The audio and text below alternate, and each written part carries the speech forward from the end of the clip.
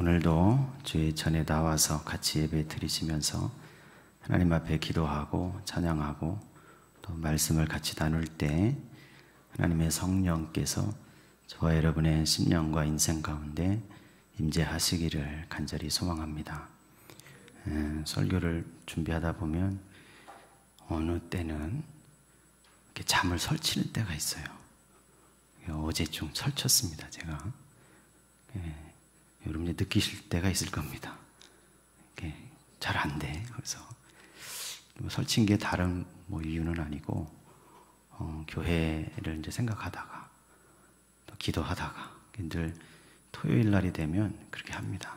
말씀을 계속 묵상을 하는데 그 묵상하다가 이렇게 다른 생각이 들 때가 있어요. 교회의 어떤 부분이 갑자기 생각나면서 이걸 어떻게 해야 될까? 또 교회 묵상 설교 준비하다가 갑자기 또 뭐가 생각이 나요.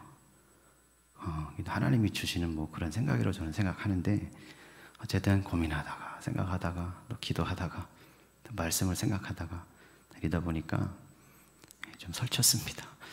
그래서 어쨌든 모든 일이 다 합력해서 선을 이루는 우리 교회가 되시기를 원합니다.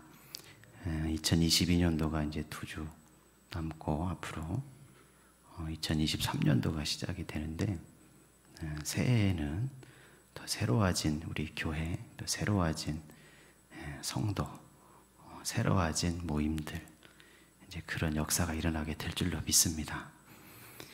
성경 공부를 5주째 지금 토요일날 4분, 5분 모여서 같이 하는데 그때 이제 같이 책을 읽는 게 있습니다. 이재철 목사님이 성숙자반이라는 책을 썼는데 그 책을 같이 이제 한 주에 한 챕터씩 읽고 와서 같이 얘기하고 그것을 나누죠. 그런 시간이 있는데 그 책의 내용 중에 에베소서 5장 16절을 그 목사님이 해석한 부분이 있어서 좀 같이 나누려고 합니다. 에베소서 5장 16절은 무슨 말씀이냐면 세월을 아껴라 때가 악하니라 그 말씀이에요. 근데 이 세월을 아끼라고 말할 때 아낀다는 말이 헬라어로 엑사고라조 이렇게 얘기합니다. 근데 그 목사님 그걸 어떻게 해석했냐면 세월을 아끼라고 말할 때 이 아낀다는 표현이 시간을 아껴서 짧은 시간에 많은 일을 해라 그런 얘기가 아니라는 겁니다. 그럼 이 아낀다는 표현이 뭐냐? 엑사고라조 이렇게 얘기하는데 그 뜻은 건져 올려라 그런 뜻이라는 거예요. 세월을 아끼라고 우리가 번역했지만 진짜 뜻은 세월을 건져 올려라 그런 뜻이라는 겁니다. 그러면 설명하시는데 뭘 건져 올리라는 얘기냐? 네가 인생을 살아가면서 진리로 건져 올려라 그런 표현을 써요. 그러니까 무슨 얘기냐면 바다에 여러분 물고기가 많이 있는데 그 물고기를 내가 건져 올려야 그것이 내 것이 되죠.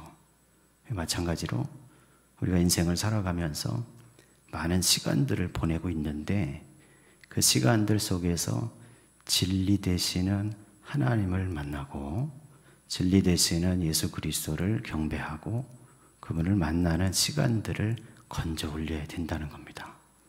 그래야 그 시간만큼 그 시간이 자기 것이 되고 인생을 다 살고 나서 그런 시간이 많은 사람이 후회 없는 인생을 살았다고 생각한다는 거죠. 오늘 저와 여러분들도 우리가 신앙생활 하면서 세월을 건져 올리게 되시기를 원합니다. 예수 그리스도를 품고 살아가는 시간이 많이 있기를 원합니다. 내가 이 땅을 살아가면서 재물을 많이 쌓고 많은 명성을 가진 사람이 되고 이 세상에서 잘 풀리고 잘 되고 사람들이 생각하기에 저 사람은 참 성공했다 이렇게 생각할 수 있으나 정작 그 사람이 진리로 건져 올린 시간이 없으면 정말 의미 있다고 생각했던 그런 시간들이 없으면 그 사람도 인생의 마지막 날에 가서는 자기 인생을 돌아보면서 후회한다는 겁니다. 오늘 저와 여러분이 그 사실을 그 진실을 기억하시고 우리가 신앙생활을 하면서 진리 되시는 예수 그리스도를 만나는 시간을 많이 가지게 되시기를 원합니다. 그래서 세월을 건져 올리는 성도가 되시고 하나님의 나라에 들어갈 때 기쁨과 은혜로 그 나라에 들어가는 성도님들이 되시기를 주의 이름으로 간절히 축원합니다. 모세가 바로 앞에 섰습니다. 출애굽기 3장에서 하나님이 나타나셔서 그에게 사명을 주셨고 그 사명을 받은 모세는 이제 바로 앞에 서게 되는데 아론과 함께 가서 하나님 말씀하신 대로 내 백성 이스라엘 백성을 이제 애굽에서 내보내라. 그렇게 하나님께서 말씀하셨다. 그 말씀을 전했는데 근데 바로가 그것을 듣지 않습니다.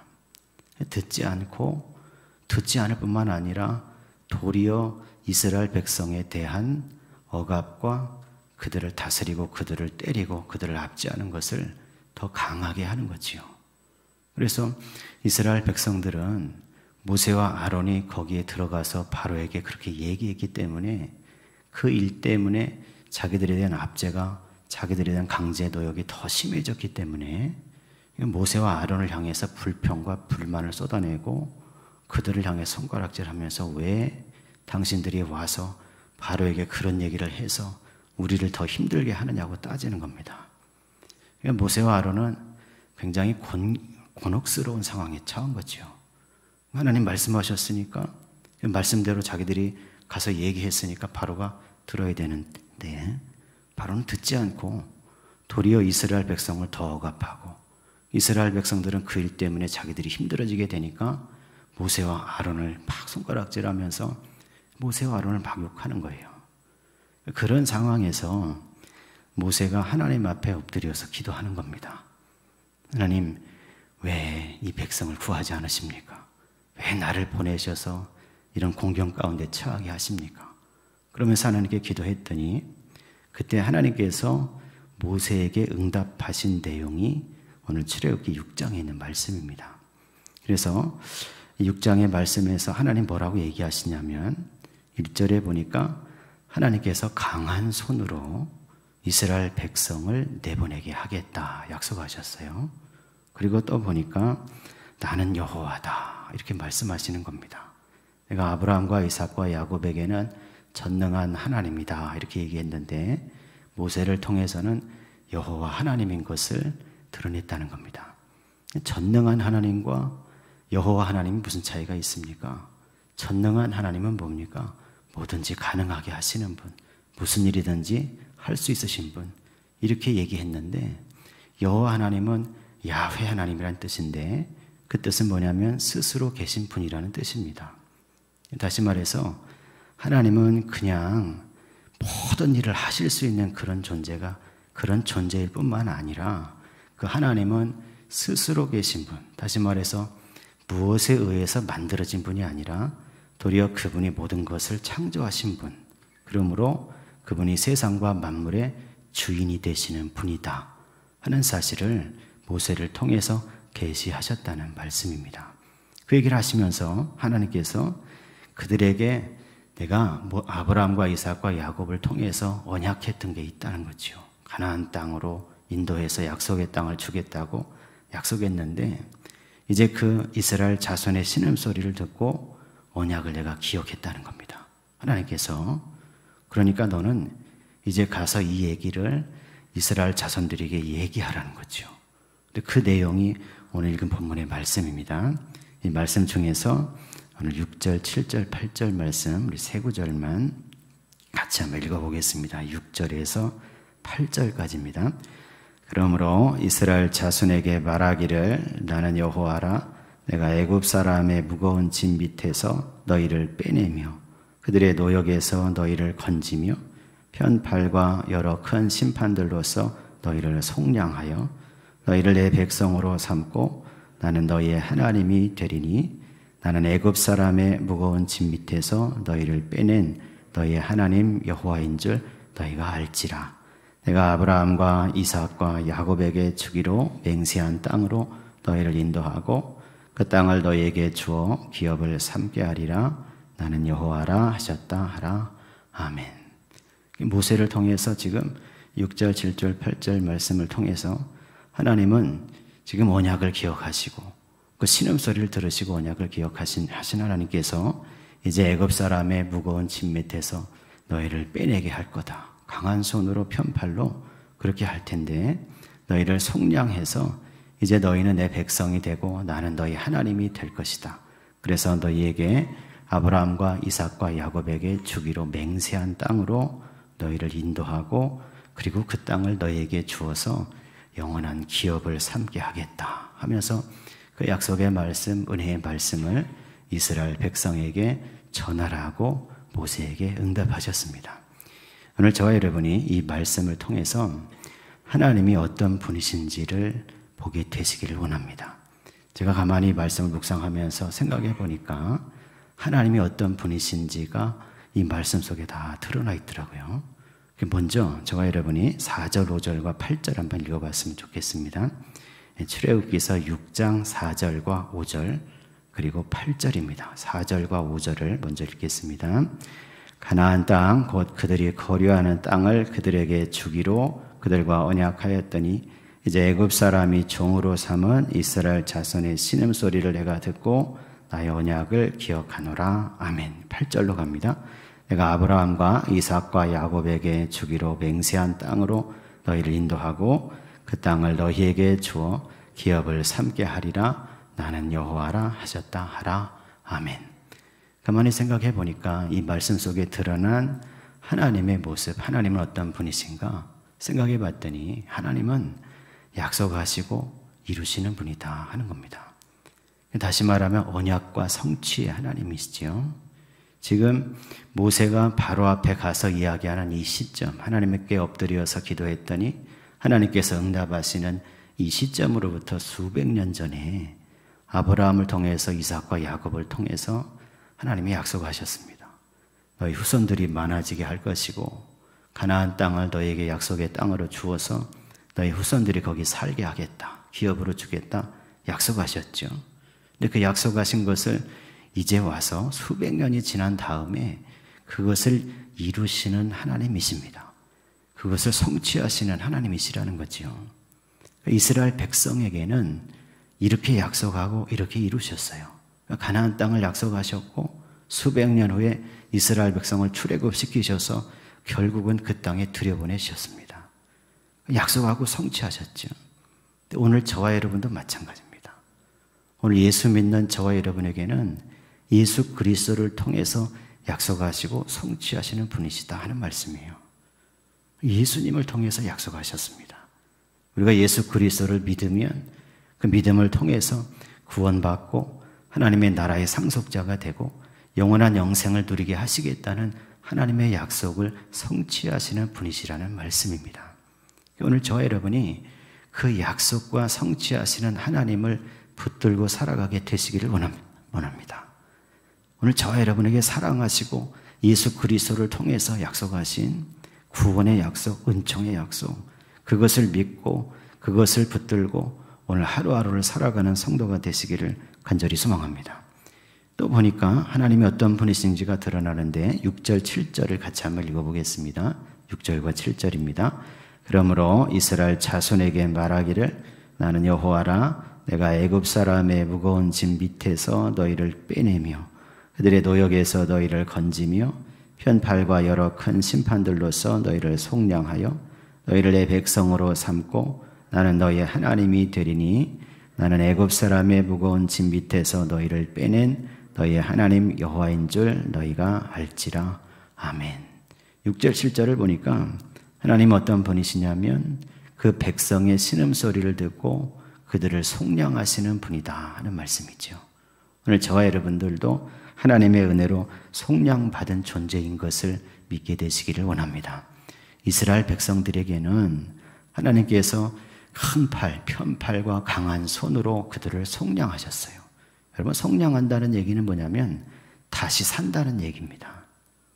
이 당시에 구약의 시대에 노예들을 팔고 샀죠. 노예를 만약에 전쟁에서 이기면 이긴 사람들이 진 사람들을 노예로 잡아갑니다. 그래서 그들을 파는 거예요.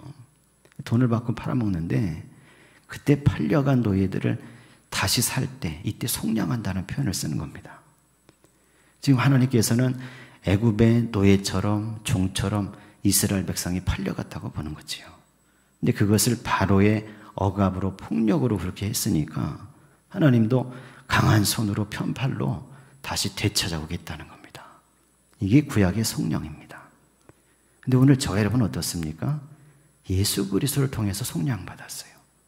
우리는 그러니까 더 이상 죄의 악의 종이 아니라 그 영향 아래 살아가는 사람들이 아니라 하나님께서 우리를 다시 사시기 위해서 죄에 팔려가서 죄 아래서 신음하면서 죄 아래서 노예가 되어 살아가는 오늘 저와 여러분을 다시 사시기 위해서 그 아들 예수 그리스도를 보내셔서 희생의 대가를 치르시고 그 죄에 대한 대가를 치르시고 그리고 우리를 속량하셨다는 말씀이죠.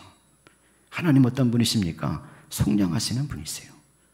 오늘 저와 여러분의 어려움과 곤경을 아시고 예수 그리스도를 통해서 속량하시는 분, 나의 어려움과 고통의 상황 가운데 신음하는 것을 들으시고 예수 그리스도를 통해서 성령으로 역사하시는 분, 그래서 다시 회복되게 하시고 다시 하나님의 자녀가 되게 하시고 다시 하나님의 백성이 되게 하시는 분, 속량하시는 하나님이 오늘 이 출애굽기 6장에 응답하시는 하나님이시라는 말씀입니다.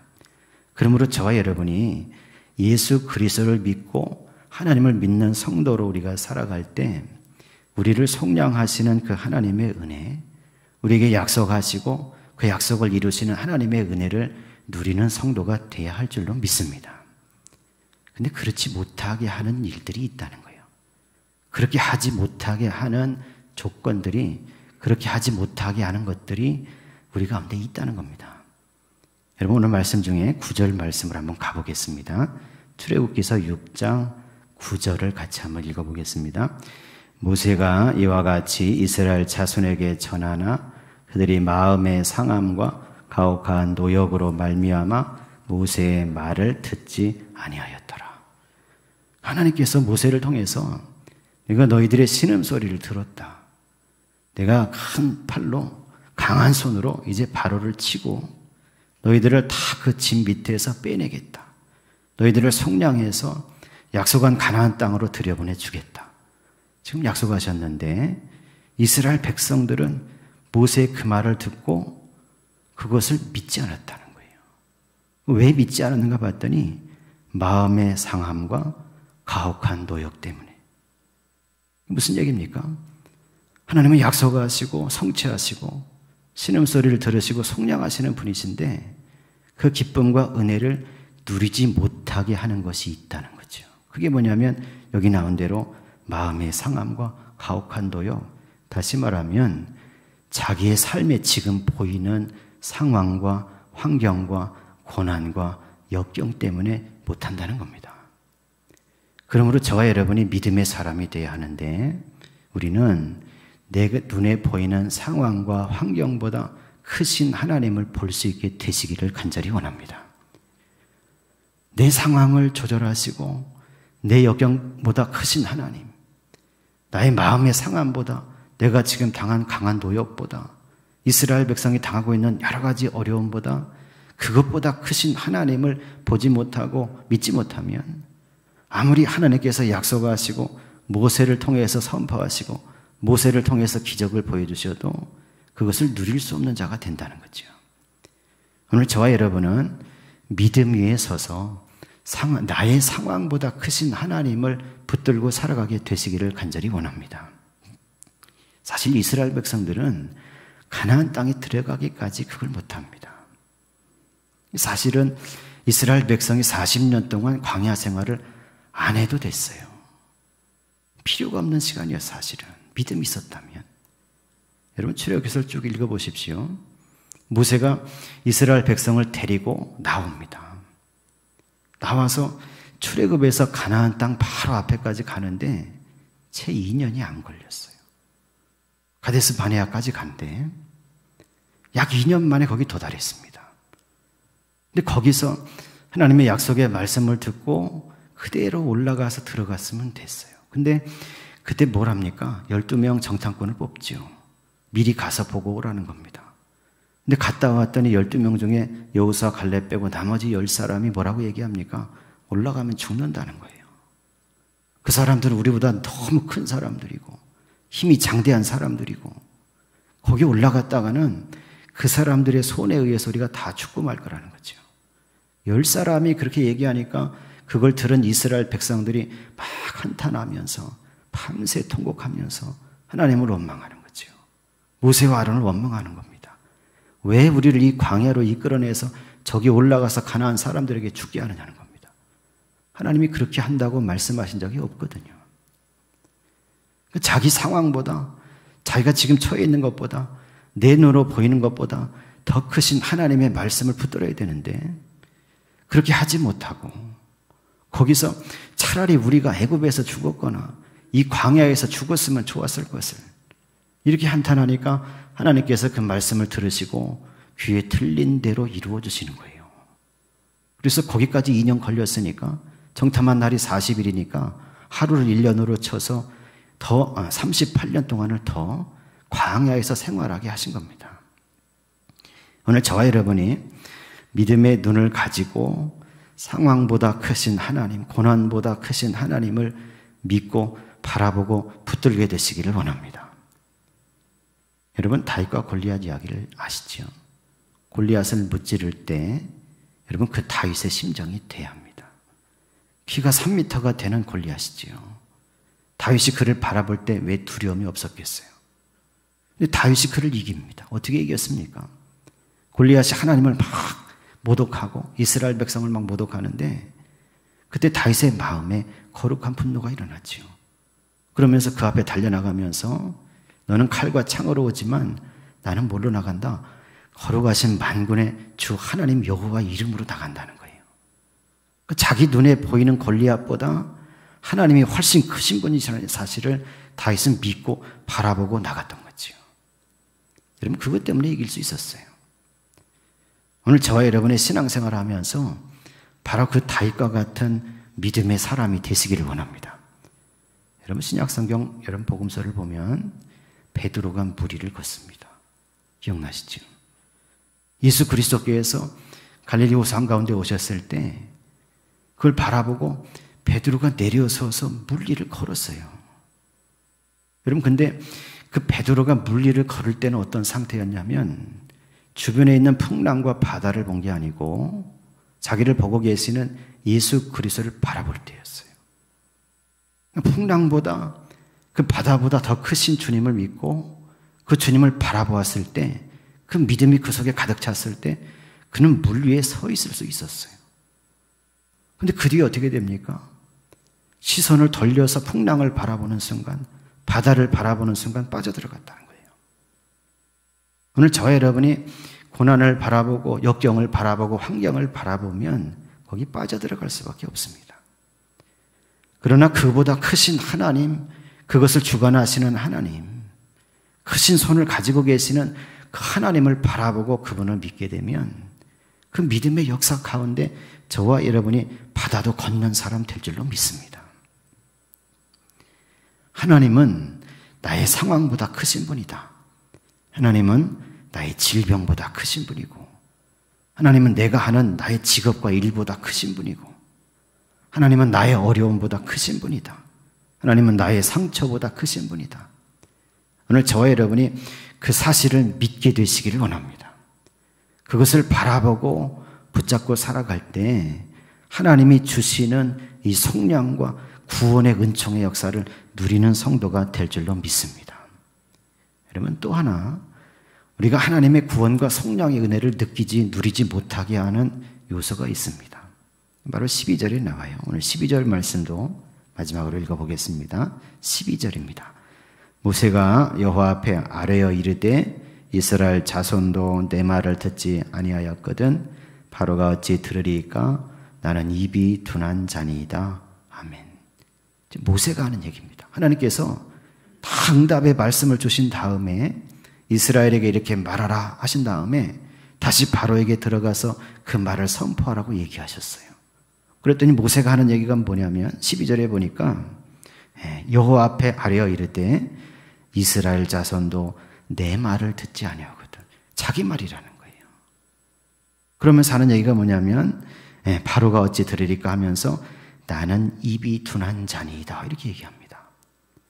우리가 하나님의 속량의 은혜, 구원의 은혜, 은총의 역사를 누리지 못하고 느끼지 못하게 하는 중요한 이 걸림돌이 뭐냐면 바로 자기 컴플렉스예요. 과거의 상처입니다.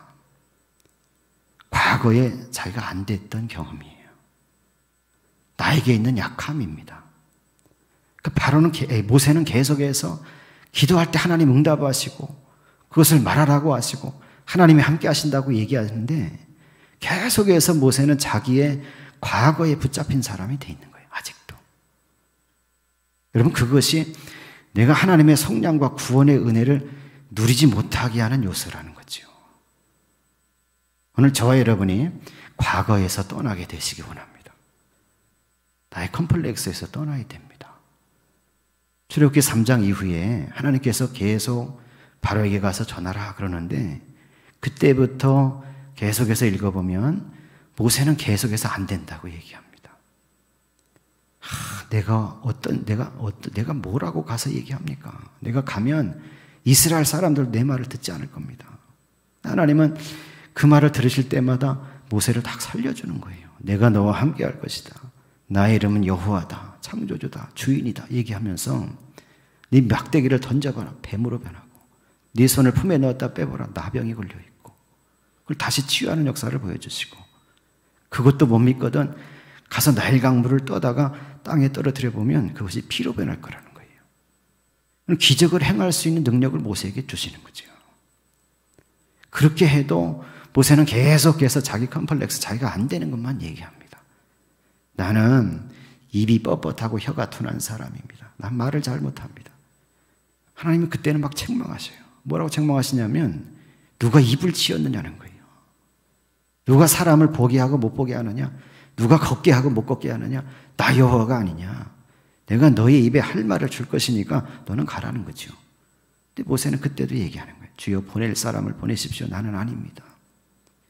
계속해서 자기의 과거의 상처와 자기의 과거의 컴플렉스와 자기의 연약한 것에 집중되어 있으니 하나님께서 함께 하신다고 하는데 하나님께서 속량하신다고 하는데 하나님께서 구원의 은혜를 베푸신다고 하는데 가나안 땅을 허락하시고 들어가게 하신다고 하는데 안 된다고만 하는 거죠. 오늘 저와 여러분이 하나님의 구원의 역사, 성령의 역사를 진정으로 누리는 성도 되시기 원합니다. 그러려면 어떻게 해야 됩니까? 자기의 과거에서 떠나야 됩니다. 내가 잘나서 하나님이 받아준 게 아니지요. 내가 대단해서 하나님이 받아준 게 아닙니다. 우리는 예수 그리스도의 피의 공로로 구원받은 사람들입니다. 나의 컴플렉스에서 나의 과거에 상처가 있다면 거기서 떠나야 되는 거예요. 예수를 믿는다는 게 뭡니까?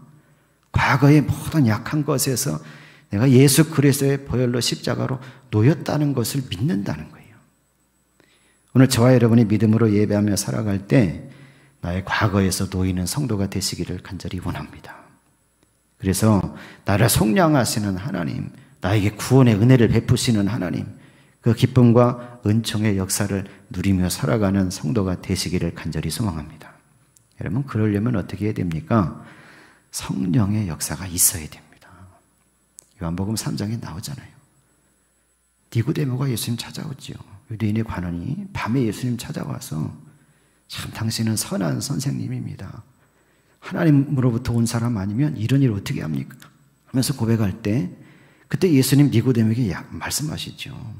사람이 물과 성령으로 거듭나지 않으면 하나님의 나라를 볼 수 없고 하나님의 나라에 들어갈 수 없다는 거예요. 오늘 저와 여러분이 그래서 간구하는 성도 되시기 원합니다. 뭘 간구합니까? 하나님의 성령이 역사하시기를 간구해야 됩니다. 기도하면서 예배드리면서 하나님의 성령이 내 마음을 두드려 주시기를 기도해야 되는 거지요. 하나님의 성령이 나를 붙잡아 주시기를 기도해야 됩니다. 그래서 성령의 역사하심과 임재하심 가운데서 나의 과거의 상처도 다 싸매지고 성령의 역사 가운데서 나의 컴플렉스도 다 치유되고 성령의 역사하심 가운데서 내가 하나님의 구원의 속량과 은총의 역사를 받아 누리는 그런 성도가 되어야 할 줄로 믿습니다. 오늘 예배하는 저와 여러분이 그런 은혜의 사람, 그런 능력의 사람이 되시기를 간절히 소망합니다. 나보다 크신 하나님, 나의 상황보다 크신 하나님, 그 하나님을 바라보게 되시기를 원하고 하나님을 믿게 되시기를 원하고 믿음으로 기도할 때 성령이 역사하셔서 저와 여러분이 하나님의 속량의 은혜, 구원하시는 은혜, 약속을 성취하시는 그 구원의 역사를 누리는 성도가 다 되시기를 예수 그리스도의 이름으로 간절히 축원합니다.